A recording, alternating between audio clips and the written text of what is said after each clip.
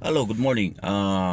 Naay mga gihatag sa Ginoo nato nga tulumanon or buluhaton isip Kristohanon nga nangalagad sa Ginoo, gitagaan ta niya og ways unsay mga pabaagi nga atong trabahon ang iyang gusto sa atong kinabuhi.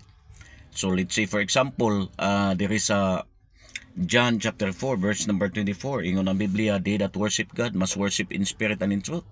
So ang magsimba kuno sa Ginoo, magasimba sa espiritu ug sa kamatuoran. Ang muisgot ang espiritu, di gid na siya makita. Wagi makita, wala kay mahikap, wala kay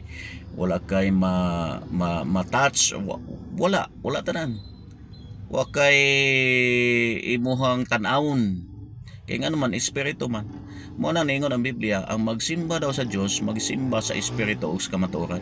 Unsa nang kamatuoran? Pulong sa Ginoo. Combine yun na siya, espiritu ug kamatuoran. Meaning to say, wa kay makita niya na pulong sa Ginoo nga imong gamiton para sa pagsimba diha sa Ginoo. Mo na gitawag og biblical worship. Tinuod nga pagsimba. Ay nga naman, naiusay sa atong kinabuhi nga mubuhat ta ani mga butanga kay gustos Ginoo, pero atong gibuhat siya sayop sa instruction, sayop lahi sa pamaagis Ginoo, mo na mga kaigsunan di siya malipay. Kay nga naman, every move, every service nga gustos Ginoo nga may tabos tong kinabuhi, gitagaan gyud ta niya pamaagi. Where in fact kung tanaw na to ang temple, gitagaan gyud sa Ginoo og sukod, gitagaan sa Ginoo unsay distance, unsa kadak-on. Kay nga naman, ang Ginoo, God is a God of orders siya. Di siya gusto nga magbut-buta or atong buhaton ang atong gusto, kung dili buhaton nato according sa iyang kagustuhan, dili sa atong kagustuhan. Na ang pagsimba sa Ginoo, ningon gyud ang Biblia, ang magsimba sa Ginoo, magsimba sa espiritu ug kamatuoran.